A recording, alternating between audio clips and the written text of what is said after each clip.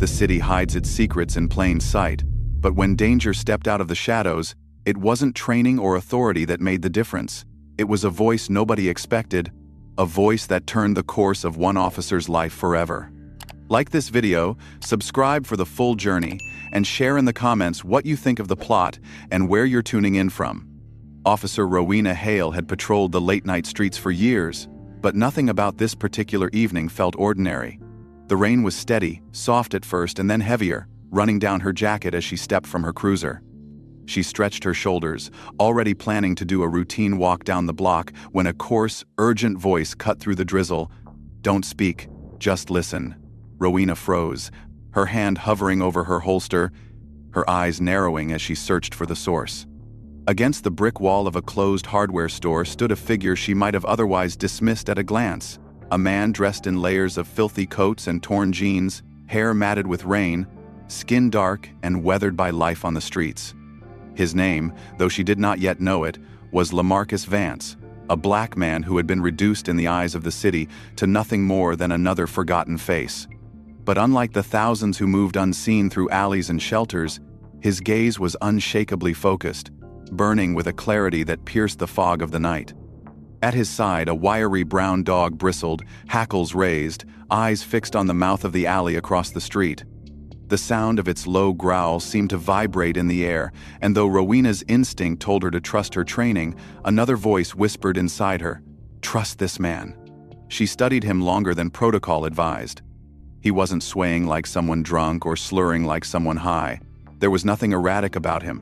His shoulders were tense, but his movements precise. His hand lifted slowly to point toward the darkness. "Behind you?" he rasped again, quieter this time but sharp enough to carve through the patter of rain. Rowena's pulse quickened.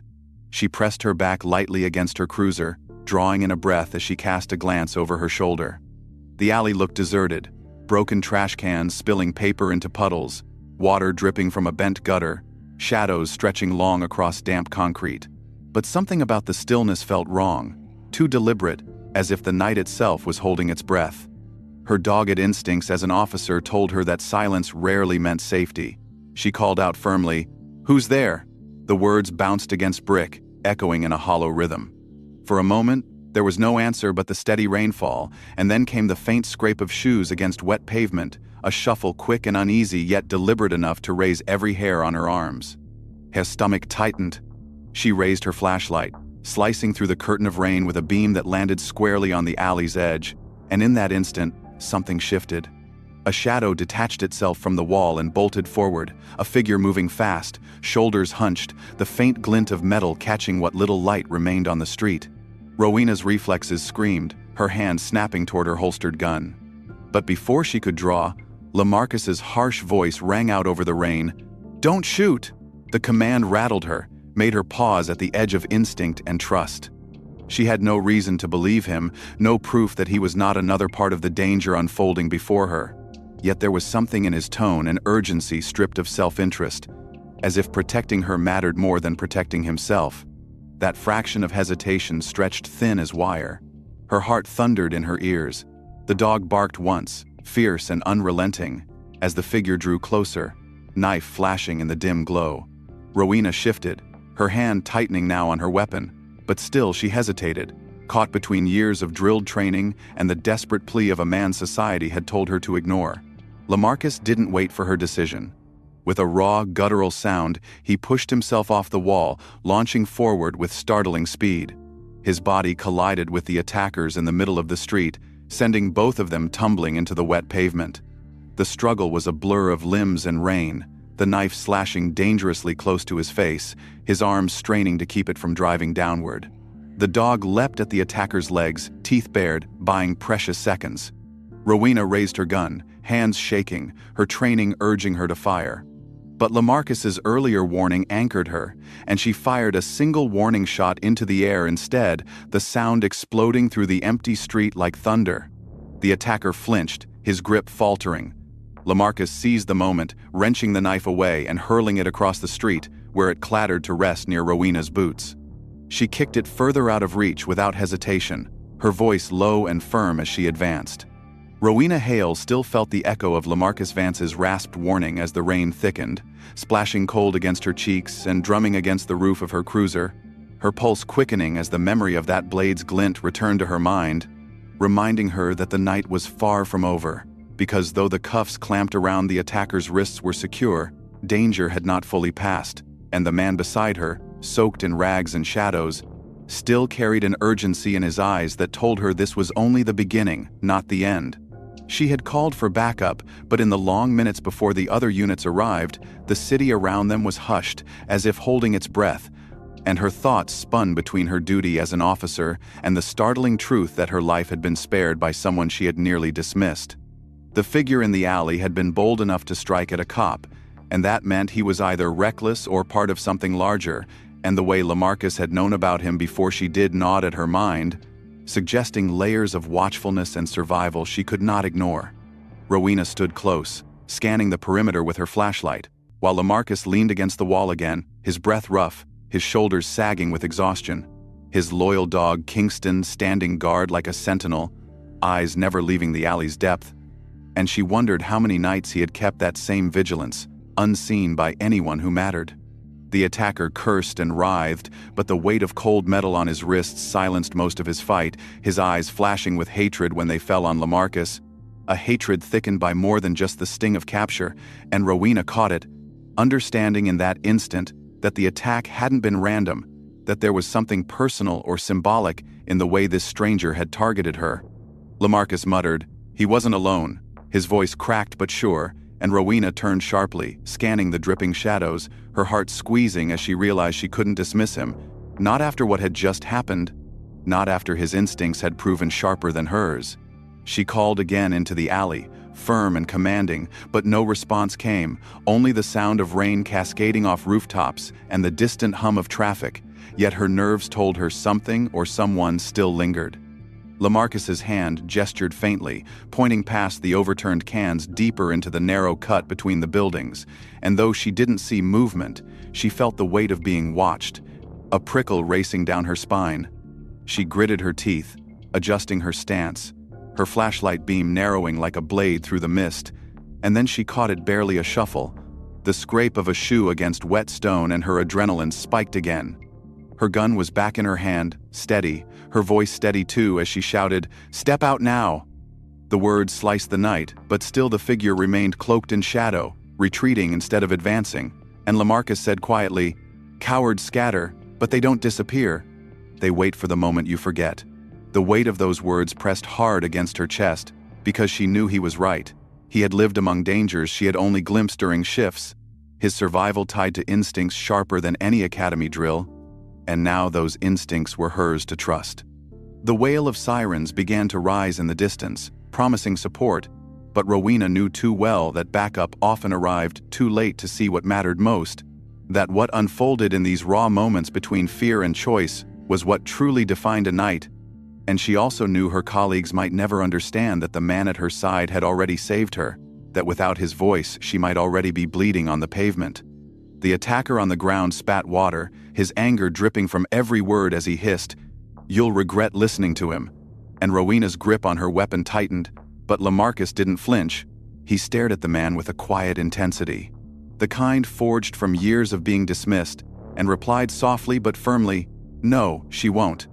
Rowena looked between them, feeling the tension burn, and she realized this wasn't just about crime tonight. It was about perception, about the fact that society would have written LaMarcus off as a nobody, yet here he was, shielding her from a blade meant to end her, giving her a second chance at life without asking for one in return. The sirens closed in, red and blue lights flickering down the street, tires hissing on wet pavement, and within moments more officers arrived, their voices loud, their presence sharp as they hauled the attacker into a squad car, asking Rowena for details, their eyes flicking with curiosity toward LaMarcus but filled with skepticism too, some already dismissing him with a glance. Rowena bristled at that, standing straighter, making it clear in her tone that he wasn't to be mocked or ignored, saying clearly, "He's the reason I'm standing here." The rain did not let up as Rowena Hale tightened her grip on her sidearm, the drizzle turning into heavy sheets that blurred her vision and soaked through the edges of her uniform. her mind still caught between the chaos of the attack and the heavy words LaMarcus Vance had spoken about there being more than one threat lurking in the dark, and though backup had carted away the first attacker, the silence that followed was unnerving, like the calm before another strike, a silence filled with unfinished danger. LaMarcus stood only a few feet away, his chest still heaving from the earlier struggle. Kingston pressed against his leg with wet fur bristling as though the dog too expected another assault, and Rowena could not shake the feeling that what she had just witnessed was not a random act of violence, but the first step in a larger trap, the kind that someone like LaMarcus had survived countless times without recognition or protection. She studied him closely, his soaked clothes clinging to a lean frame hardened by years on the streets, his eyes still locked on the alley's mouth, and in those eyes she saw no panic, only the steady vigilance of a man who had been forced to read danger in every shadow just to stay alive, a skill she suddenly realized was sharper and more reliable than her training manual ever taught her. The attacker's hateful words echoed in her head, "You'll regret listening to him," and she knew they were not idle. They carried the sting of prejudice, the kind that marked LaMarcus not only as homeless but as black, the kind that would dismiss his courage and elevate his enemy's lies if given the chance. That realization made her stand firmer beside him, unwilling to let the world erase what had just happened, unwilling to let him vanish into anonymity again. But before she could speak further, a noise ripped through the air, sharp and quick, the sound of another pair of feet striking wet pavement, and in a blur another figure lunged from the darkness, knife raised, rain dripping down the blade as if the night itself had armed him. Rowena's gun was up instantly, but LaMarcus reacted faster, his instincts raw and unfiltered by hesitation, his body colliding with the new attacker in a violent crash that knocked them both into a puddle that splashed across the street. The struggle that followed was more savage than the first, the knife flashing dangerously close to LaMarcus's face, his hands gripping the man's wrist with desperate strength, Kingston barking ferociously and snapping at the assailant's heels, buying critical seconds that meant life or death. Rowena's breath came in sharp bursts as she tried to find a clean angle, her gun trained on the chaos but her finger frozen because any shot risked hitting the wrong man. And for the first time in her career, she realized how paralyzing it was to hold power in one hand while trusting survival to someone society said was powerless. LaMarcus grunted, his voice raw as he fought, rain mixing with blood as the knife's edge grazed his arm, yet he did not release his grip, his entire being poured into protecting not himself but her, a woman he barely knew, and that truth sank deep into Rowena's heart, stronger than any order she had ever followed. With a burst of energy, he twisted the attacker's wrist, forcing the knife to clatter across the pavement again, and Rowena seized the moment, kicking the blade away and driving her knee into the assailant's ribs before snapping the cuffs around his wrists with practiced speed. The sound of the cuffs locking shut cracked through the storm like justice itself, and in that moment the fight was over, though the echo of it would remain etched in Rowena's memory forever. She holstered her weapon, her breath ragged, and turned to LaMarcus, who slumped against the wall, his face pale beneath the rain, his arm bleeding, but his eyes still sharp, still locked on her as if to make sure she was safe before worrying about himself. Kingston licked his hand, whining low, a sound that seemed both proud and pained, and Rowena crouched beside him, her voice softer than she expected, as she said, "You saved my life again." LaMarcus shook his head, his voice hoarse and simple. Did what needed to be done. There was no pride in his tone, no demand for recognition, only the plain acceptance that for him, survival meant stepping forward even when others stepped back. Rowena felt a pang of guilt as she realized how easily she might have dismissed him had he not spoken up, how easily the world already had, and she knew then that the truth of what happened tonight could never be accurately written in a police report, because no words on paper could capture the courage of a man with nothing risking everything. The second attacker spat curses through clenched teeth, glaring at LaMarcus with the same hatred the first had shown, and Rowena began to understand that their animosity was not just toward her as an officer, but toward LaMarcus for daring to intervene, for daring to matter, and that realization twisted her inside, because she knew the city would likely side with the attacker's narrative, if not for her own witness. Rowena Hale remained kneeling beside LaMarcus Vance long after the second attacker had been hauled away, the rain softening into a drizzle that dripped steadily from the brim of her hat and the edges of his matted hair, her hands tightening the bandage she had wrapped clumsily around his arm, the crimson stain already seeping through the thin material. He said nothing as she worked, only watching her with those sharp dark eyes that seemed to hold more weight than any badge ever could, and she realized with a strange heaviness in her chest that he had just risked his life twice in one night for her without hesitation, and yet he asked for nothing, no acknowledgement, no reward, no explanation of why he had acted. She felt an ache in her throat as she studied him closer, the lines of wear carved into his face by years of struggle, the dirt and rain-masking features that still held dignity, the way Kingston pressed against his leg as though tethering him to this world by loyalty alone, and she wondered how many times he had been overlooked, how many times people like her had walked past him without seeing the courage hidden beneath the rags. Rowena reached for her radio, reporting the arrests and requesting medical assistance, but Lamarcus pulled away, shaking his head firmly, his voice rasping as he muttered, "No hospitals." The words were not angry but carried fear, a kind of deep-rooted refusal born from years of being mistreated or disregarded, and she paused, torn between duty and respect, because protocol demanded she insist, yet something in his tone, in the tightness of his jaw, told her pressing the issue would strip away the fragile trust that had just been formed between them.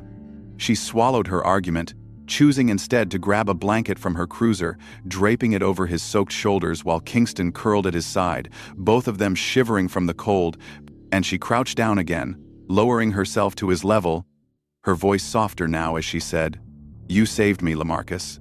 He gave a faint shrug, wincing slightly at the pain in his arm, and answered in a voice that held no pride, only truth. "So could you."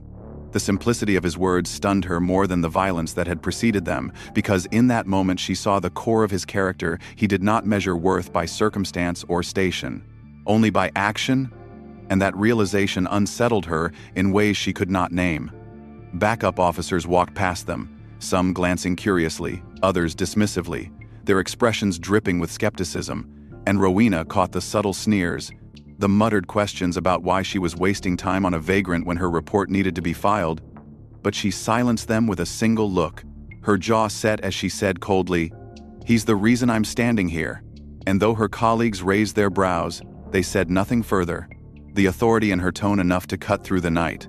Lamarcus shifted uncomfortably under their stares, pulling Kingston closer as if preparing to vanish back into the shadows where the world forgot him, but Rowena stopped him with a quiet, "Wait," her eyes searching his as if trying to hold him there a little longer. He hesitated, then slowly lowered himself back against the wall, rain dripping steadily from his hair, his lips pressed into a thin line as though holding back words he did not trust her with yet, and she realized how fragile this moment was, how easily he could slip away, and how deeply she did not want him to. She reached into her trunk, pulling out a few packaged meals she kept for long shifts, handing them over with an almost awkward gentleness, and he accepted them silently, Kingston wagging his tail at the sight, breaking the tension in a way neither of them expected. For the first time since the chaos began, Rowena let herself exhale, her shoulders loosening as relief sank into her bones, though the weight of what had happened remained heavy, pressing her toward questions she could not yet ask. She wanted to know who he had been before the street swallowed him, what story lay buried beneath the dirt and the silence, but she bit her tongue, sensing that to pry now would break what little ground they had gained, so instead she simply said softly, "Thank you." 2 words, simple and inadequate, but heavy with sincerity, and she saw something flicker in his eyes, a spark of recognition that told her he believed she meant it. He gave the faintest nod, lips curving into what might have been the shadow of a smile, and Kingston licked his hand, reminding them both that survival was not only about fighting, but also about connection. Rowena rose slowly, her mind racing with the knowledge that tonight had changed her, that she had stepped into danger not as an officer defined by rules, but as a woman whose life had been spared by a man who had nothing yet gave everything. And she knew the city would not record this truth in any report, but she promised herself she would never forget. Rowena Hale could not let the night go. Her patrol shifts rolled into morning reports, but her thoughts kept circling back to the black man in rags who had risked everything for her, and though she returned to the station to type up her official account, her fingers hesitated on the keyboard, unable to reduce the chaos, fear, and bravery into clinical sentences, so she settled for stating the bare facts. omitting the most important truth that LaMarcus Vance had saved her twice, and then faded into the shadows with only a blanket and a few meals to show for it, leaving her with a promise to herself that she would find him again. Days passed, but his image clung to her mind, the eyes that had burned with urgency, the rasp of his voice, the silent loyalty of Kingston at his side, and she found herself driving back through the same streets on her off hours, scanning alleys and underpasses where those the world forgot often made their homes. At first, she saw nothing, only the usual blur of weary faces, the shuffle of figures moving too quickly to be noticed. But then, one rainy evening, she spotted him again leaning against a crumbling wall near an abandoned storefront. Kingston curled protectively at his feet, ears pricking up at the sound of her cruiser slowing. Rowena parked, stepping out carefully, her voice softer than protocol as she called, "Thought I might not see you again." LaMarcus lifted his head, his eyes tired but calm, and answered hoarsely, "Thought you'd forget." The simplicity of his words cut her deeper than she expected, a quiet admission of how little faith he had in being remembered, and she shook her head, stepping closer as she handed him a fresh sandwich and bottled water from her passenger seat. He accepted without comment, but his gaze softened, and Kingston wagged his tail, breaking the tension. Rowena sat down on the curb beside him, ignoring the curious stares of passers-by, and for a long moment they said nothing, the silence filled with the rhythm of cars rushing past and the drizzle tapping against concrete. Finally, she asked the question that had been haunting her, "Why did you do it?" "You could have walked away, but you didn't."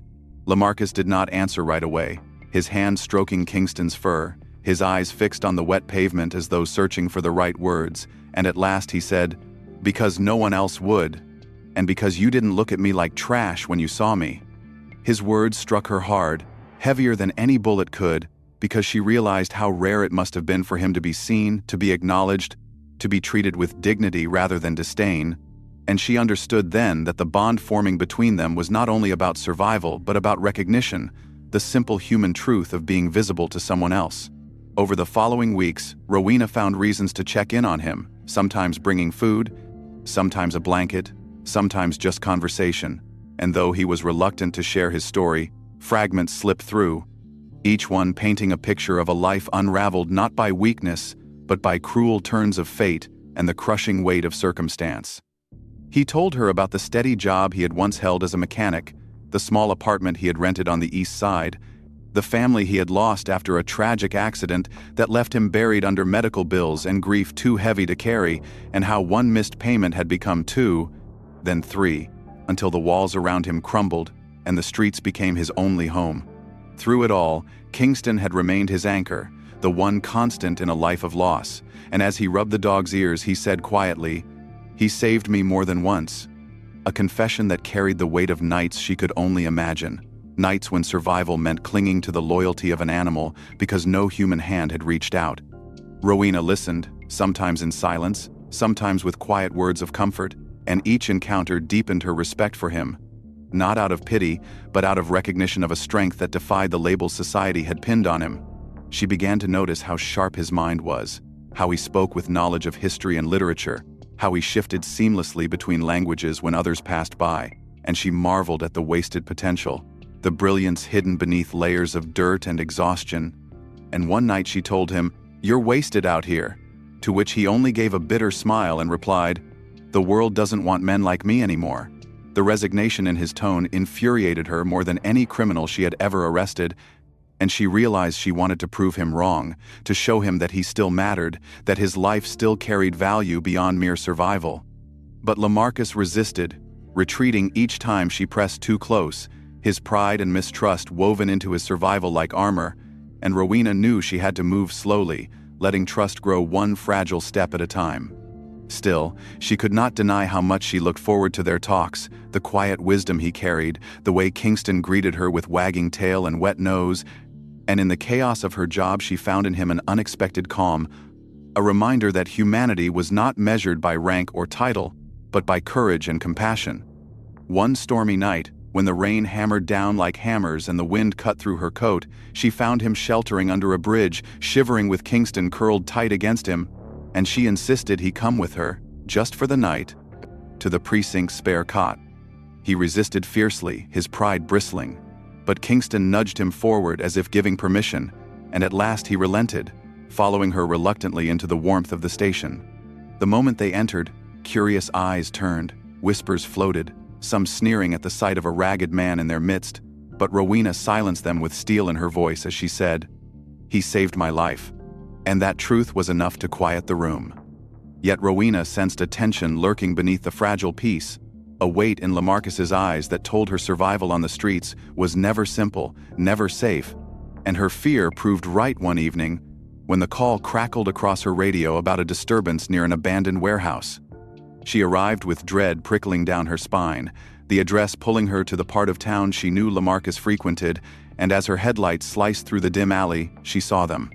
A group of young men in hoodies, their voices sharp with cruelty, circling Lamarcus as he stood pressed against a wall, Kingston snarling at their feet.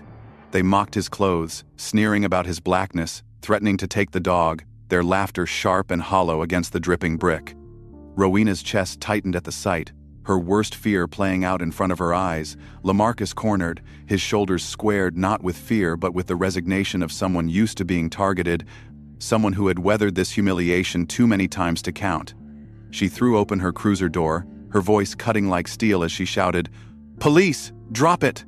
The gang froze for a moment, their bravado faltering under the authority in her tone, but then one sneered, muttering slurs under his breath, and another shoved Lamarcus hard against the wall. Kingston lunged, his teeth snapping, and chaos erupted. Rowena rushed forward, her hand already on her weapon, but she held back, calculating, knowing the line between control and escalation was thin. Backup was minutes away, and those minutes could mean everything.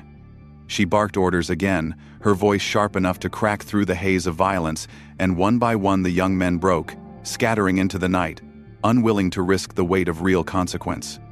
Rowena's heart hammered as silence returned, the echo of their laughter still lingering in her ears, and she turned to Lamarcus, whose face was bruised, his lips split, his hands trembling as he clutched Kingston's collar tightly. She hurried to his side, helping him lower himself to the curb, her hands pulling the small first aid kit from her trunk as she said firmly, "Stay still, let me help." He muttered hoarsely, "You don't owe me this," his eyes downcast. Shame flooding his expression as though being seen vulnerable was worse than the bruises themselves.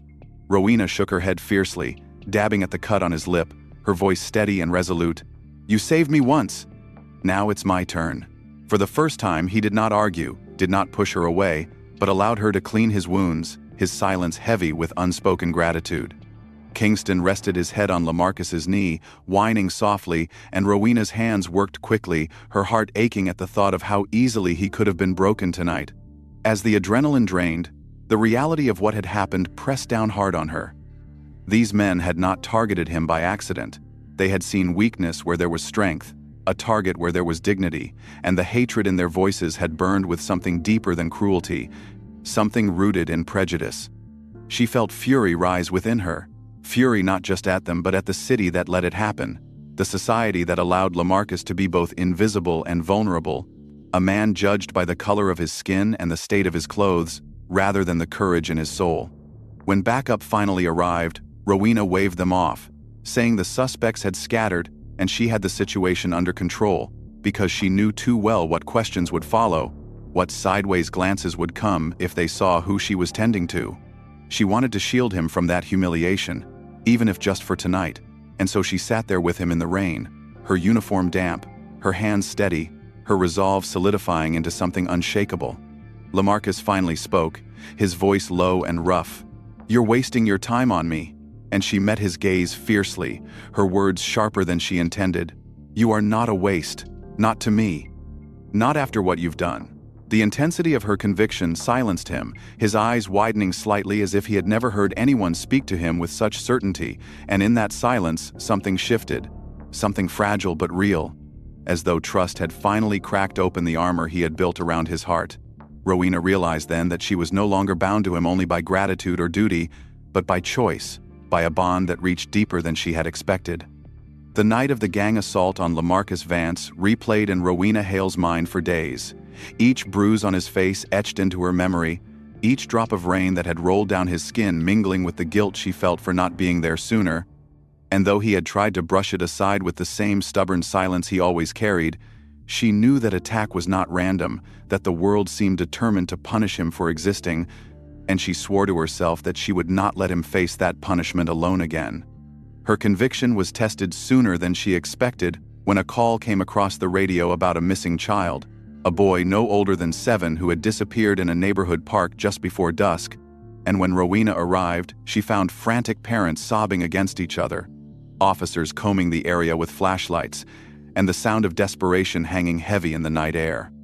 Hours passed with no leads, every minute stretching thinner the thread of hope, until a familiar figure appeared at the edge of the search, his silhouette hunched beneath the streetlight, Kingston tugging at his side with an urgency that made Rowena's pulse quicken.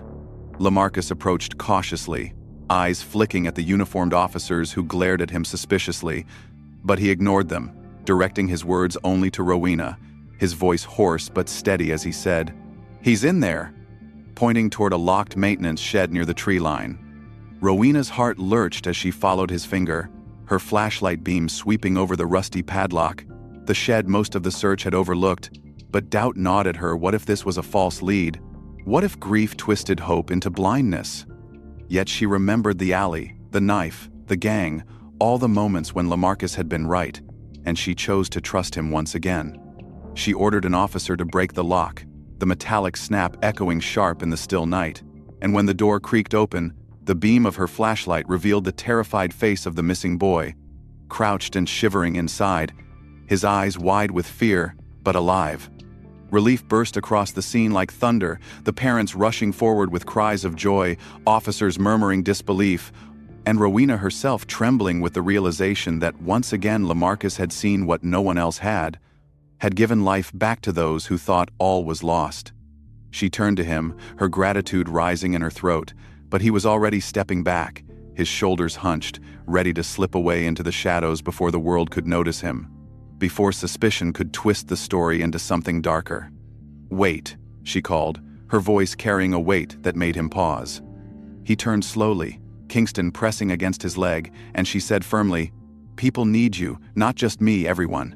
The words startled even her as they left her mouth, but she meant them with every fiber of her being, because in that moment, she saw not just a man surviving, but a man who had the power to save, to guide, to protect, and the thought of that power going unseen enraged her. LaMarcus froze, his eyes searching hers, torn between belief and doubt, and though he said nothing, the silence carried weight, as though her words had pierced the armor of resignation he had carried for years. The other officers stared, their disbelief palpable, but Rowena shut them down with the same authority she had shown before, her gaze daring them to question what they had just witnessed, because the truth was undeniable. Without LaMarcus, the boy would still be locked in the darkness. The next morning, Rowena went to her captain, standing in his office with the same stubborn determination she had carried into fights on the street, laying out the story piece by piece. The night in the alley when LaMarcus saved her, the fight against the second attacker, the gang that had nearly broken him, and now the missing child found because of his instincts, his courage, his refusal to stand aside. At first, her captain scoffed, shaking his head at the thought of giving credit to a homeless black man, muttering about liability and image, but Rowena did not yield, her voice rising as she declared, "He has saved lives. He has saved me. He deserves recognition." Hours of persistence wore the skepticism down, and finally the captain relented, agreeing to meet LaMarcus, though his expression remained doubtful. When Rowena told LaMarcus, he looked more uneasy than she had ever seen him, clutching Kingston's leash tightly, his eyes darting as though expecting betrayal. And when he entered the fluorescent-lit room, he seemed smaller, hunched under the weight of judgment, but Rowena stood beside him, her hand steady on his shoulder as she introduced him not as a vagrant, but as a hero. Slowly, the disbelief in the room shifted into consideration, the captain's eyes narrowing as he listened to Rowena's account, and though skepticism lingered, for the first time LaMarcus was not invisible. For the first time, he was acknowledged. The shift in LaMarcus Vance's life was subtle at first, a ripple rather than a wave, but Rowena Hale felt it as surely as the rain that had once drenched them both, because the man who had been content to fade into alleys now walked into the precinct with a new and fragile sense of belonging. His first day had been brutal. the whispers of officers echoing down the hallways, the skeptical glances slicing at his pride. Yet when the frightened immigrant family stepped into the station unable to make themselves understood, Lamarcus leaned forward, speaking in their tongue with the ease of someone who had lived many lives before the streets claimed him, and the transformation was immediate. The family's faces lit with relief. The officers who had doubted him froze in surprise, and Rowena, watching from her desk, felt a surge of vindication so fierce it warmed her from the inside out. She knew he was not just filling a role, he was proving that the instincts and skills that had saved her could save others too. Each day afterward built on that fragile first step. Lamarcus arrived with Kingston padding beside him, the dog quickly adopted as the precinct's unofficial mascot, tail wagging as officers who once sneered now offered scraps or pats on the head. Lamarcus still carried the wariness of a man who had been burned too many times, his shoulders tense, his eyes scanning every room for judgment, but slowly he began to unclench. Rowena noticed the small changes first. The way he stood taller after successfully helping a family navigate the system. The way his voice grew steadier when recounting details to detectives, the way he met her eyes now without flinching. She also noticed the way others began to shift around him, grudging respect replacing disdain, curiosity replacing dismissal, and she knew that though prejudice did not vanish overnight, the undeniable truth of his worth was beginning to crack even the hardest walls. But even as he proved himself, Lamarcus wrestled with the weight of doubt. There were nights he disappeared, slipping back into the streets because the station's walls felt too tight, too suffocating with the ghosts of his past whispering that he didn't belong, and those nights Rowena worried, driving the blocks she knew he haunted, searching until she found him leaning against some forgotten corner with Kingston curled at his feet. She would sit beside him, no badge, no orders, just presence, reminding him softly, "You're not alone anymore." And though he rarely answered, the way his eyes softened told her the words reached him. The city, however, was not kind enough to let them simply build a new rhythm. Trouble followed Lamarcus like a shadow, not because he sought it, but because his very existence provoked it. Some saw his growing role at the precinct as a threat, others as a joke, and one evening when Rowena was buried in paperwork, a call came in from an officer on patrol about Lamarcus being harassed outside a corner store. She arrived to find a small crowd gathered, voices sharp with mockery as a pair of men jeered at him, questioning why a homeless black man thought he had any business standing beside police, their words dripping with contempt. Lamarcus stood silently. Kingston pressed close, his fists clenched at his sides but his posture calm, refusing to rise to their bait, and Rowena felt both fury and pride at the restraint he showed. She broke through the crowd, her voice commanding as she told the men to back off, her hand resting on her holster just long enough to remind them she meant it. They scattered, muttering, but the damage was done, and she saw in Lamarcus's eyes the familiar flicker of shame, the old ghosts whispering that he didn't belong. She stepped closer, her tone gentler now. "Don't let them decide your worth. They don't get to." For a long moment he didn't respond. Then finally he said quietly, "The world doesn't want me here, Rowena. Not on the street, not in there, not anywhere." The ache in his voice nearly broke her, but she steadied herself, gripping his shoulder firmly, meeting his gaze with all the conviction she could muster as she said, "I want you here. I need you here. And so do the people you've already helped." The words hit him harder than she expected, and though he didn't speak again, he nodded faintly, an acknowledgement that though the world rejected him, someone believed in him, and that was enough for now. In the weeks that followed, Lamarcus threw himself into the work offered, translating, mediating disputes, guiding frightened newcomers through the maze of bureaucracy, and the more he did, the more people began to see him as more than his past. Parents brought food to thank him, children tugged at Kingston's fur with giggles, and though Lamarcus always accepted the gratitude with an awkward half-smile, Rowena could see the pride growing in him like a small flame, fragile but steady. She too felt the change in herself, because every moment she spent beside him deepened the bond between them, transforming gratitude into something warmer, heavier, and she realized she was no longer simply standing up for him out of justice, but out of care that frightened her with its intensity. One night after a long shift, she found him outside the station staring at the city lights, Kingston resting peacefully at his feet, and she joined him quietly, her shoulder brushing his. He chuckled softly. "Cleaner clothes maybe, but I still don't look like I belong here." She shook her head, her voice gentle but firm. "No, you carry yourself differently now, like someone who belongs." He fell silent, his eyes tracing the skyline, then whispered, "That's because of you." The words hung in the air, raw and unguarded, and Rowena's heart skipped, a warmth flooding through her that she tried to mask but could not deny. Rowena Hale had watched LaMarcus Vance slowly carve a fragile space for himself within the walls of the precinct, and though his days were filled with translation work, community mediation, and quiet acts of service that steadily eroded the doubt of his colleagues, she knew his greatest battles were still being fought in the silence of his own mind, because for every word of gratitude offered by the families he helped, there were still whispers behind his back, muttered slurs on the street, reminders that to many, he was still only a homeless black man whose sudden usefulness did not erase years of invisibility. Each time she caught him shrinking under that weight, her chest tightened, because she saw how deep the scars of dismissal had been carved, how easily shame crept back into his posture, and she refused to let that shame swallow him again. One evening after a long shift, she found him sitting on the steps outside the station, Kingston stretched out beside him, his head resting on LaMarcus's leg, and she sat down quietly, letting the silence linger until he finally muttered, "I don't know why you bother, Rowena. People look at me and they don't see anything worth saving." She turned sharply, her voice low but unyielding. "I see you. I see the man who saved my life, the man who found a child no one else could, the man who keeps showing up even when the world tries to crush him. That's who you are."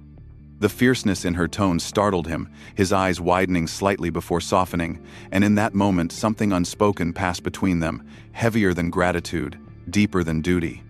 Their friendship had been forged in danger, tempered in trust, but now it was shifting into something more complicated, something Rowena felt in the way her chest tightened when she thought of him, in the way her gaze lingered on his face when he wasn't looking. And though she tried to bury those feelings under professionalism, they only grew stronger with every shared silence, every quiet smile, every brush of hands as she passed him coffee on cold mornings. LaMarcus felt it too, though he fought harder to hide it, because shame still whispered in his ears, telling him he had no right to reach for more, no right to think a woman like Rowena could ever truly care for a man like him. He stared into the mirror of a bathroom one night, studying the scars etched deep into his face and muttering bitterly, "What could she possibly see in me?" Kingston nudged his leg as if to argue, but doubt coiled around him like a chain. Rowena noticed the way he sometimes withdrew, disappearing for nights at a time into the streets, his place at the precinct desk empty, his blanket under the bridge damp with rain when she searched for him, and each time she found him, she sat down beside him, her voice steady as she said, "You don't get to disappear on me, LaMarcus." Not anymore. Slowly he began to believe her, though belief came in halting steps, like a man learning to walk again after years of crawling. Meanwhile, the community around him began to shift, children running up to greet him by name, parents offering warm meals, neighbors waving when Kingston trotted proudly at his side, and for the first time in years he began to feel the stirrings of pride, not in wealth or status, but in the simple truth that he mattered to someone beyond himself. Yet even as his confidence grew, so too did the tension inside him, the pull between the shame that clung to his past and the affection blooming in his present. Rowena noticed the way his eyes lingered on hers a little too long, the way his voice softened when he spoke her name, the way he smiled when he thought she wasn't watching, and she realized she could no longer pretend that what she felt was mere friendship. It was something deeper, a tether binding them together, fragile but undeniable. One evening she invited him to her apartment for dinner, insisting it was nothing more than a meal between friends, but her heart pounded as she cooked pasta and set the table, nervous in a way she hadn't felt in years. When he arrived, Kingston patting happily at his side, LaMarcus held a small bouquet of flowers he had bought with his first paycheck, his cheeks flushed with embarrassment as he muttered, "Didn't know what else to bring." Rowena's eyes widened, her lips curving into a smile as she whispered, "They're beautiful." And for the first time, he allowed himself to feel something tender, something unguarded. They talked for hours, laughter weaving between long silences that carried more meaning than words, and as the night stretched on, they realized they were no longer allies bound by circumstance, but two hearts cautiously reaching toward each other. Still doubt lingered, clawing at LaMarcus when he was alone, the mirror reminding him of every failure, every loss, every night spent shivering in alleys, but Rowena seemed unshaken by his self-doubt, drawing closer each time he tried to push her away. Not with pity, but with respect.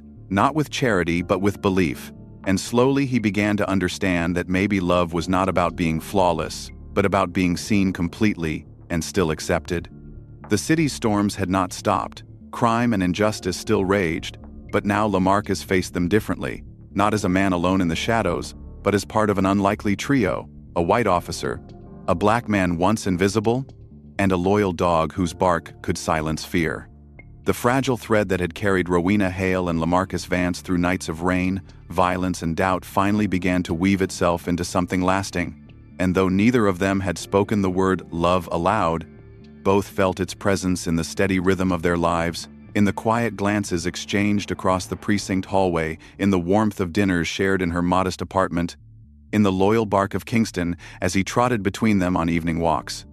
Lamarcus had spent years believing he was invisible, discarded by a world that measured worth in dollars and status. But now the city itself began to whisper his name, first in hushed tones among neighbors who passed stories of the missing child he had found, then in headlines that called him the unlikely hero. And though the attention felt surreal and overwhelming, he found his anchor in Rowena's steady smile, because she never treated him as a symbol, only as himself. The recognition came to a peak at a city ceremony where Lamarcus was to be formally honored for bravery, the stage set under the glow of cameras and the hum of reporters, the mayor himself waiting to present him with a plaque. Lamarcus fidgeted in borrowed clothes, his hands trembling slightly as he clutched Kingston's leash, his eyes darting across the sea of faces staring back at him. For a moment the old shame surged, the voice inside whispering that he didn't belong, that he was still the man who had slept under bridges and hidden from sneers. But then Rowena's hand brushed his, grounding him, and he drew a long breath. When asked to speak, he did not tell the story of heroism they expected. He did not recount the night in the alley when he saved Rowena, or the shed where he found the boy. Instead, he said, "I am not a hero. I am just a man who was given a second chance. Don't look at me, look at the people you walk past every day, the ones you ignore, the ones you call worthless. They matter too." His voice trembled at first but grew stronger with each word, and by the end of his speech the room was silent, eyes glistening, until the applause rose like thunder, not for the plaque in his hands but for the truth he had spoken. Rowena's eyes shone with pride, tears threatening but held back, because she knew he had spoken not only for himself, but for every unseen soul who longed to be acknowledged. That night, as they left the ceremony, the city lights glowing around them, Rowena slipped her hand into his, and though he stiffened out of habit, he relaxed quickly, warmth flooding through him as though melting years of cold. For so long he had been frozen, trapped in survival, but now he felt something new, fragile but real: hope. Weeks later, Lamarcus signed the lease on a modest apartment, his first home in years, the walls bare, the furniture simple, but to him it felt like a palace. Kingston had his own corner with a soft bed and toys, gifts from Rowena who had helped him move, and Lamarcus walked through each room slowly, touching the walls as if to remind himself it was real. One evening, as Rowena unpacked dishes in the kitchen, he paused in the doorway, his voice low but clear as he whispered, "You saved me." She turned sharply, shaking her head, her voice firm and tender all at once as she replied, "No, you saved yourself. I just reminded you who you are." His throat tightened at her words, his eyes burning as he crossed the room and pulled her close, the weight of years of pain colliding with the possibility of a future he had never dared to imagine. They stood together in that small apartment, Kingston curled at their feet, and Lamarcus finally allowed himself to believe that he belonged, that he was no longer invisible, that his life was not defined by shame but by courage, purpose, and love. The city continued its storms. Prejudice and cruelty did not vanish overnight, but Lamarcus no longer faced them alone. He faced them with Rowena beside him, with Kingston at his side, with the knowledge that even the most broken life could be rebuilt when someone dared to see the humanity beneath the scars. And though he had once whispered to himself that the world didn't want him, now he whispered something different, a vow spoken in the quiet of his new home as Rowena smiled at him across the room. "I want tomorrow." The words were simple, but for Lamarcus Vance they were everything, because for the first time in years he was not just surviving, he was living. And in that truth lay the message he carried forward, that heroes do not always wear uniforms or badges. Sometimes they wear rags. Sometimes they come from the places the world has forgotten. And sometimes the most powerful act of courage is to keep showing up until someone finally sees you. The end. If this story touched you, make sure to subscribe so you don't miss the next one, and hit the like button to let us know you want more. I'd love to hear your thoughts. What do you think about the way the plot unfolded, and where are you watching from right now? Share it in the comments so we can see how far this story has reached.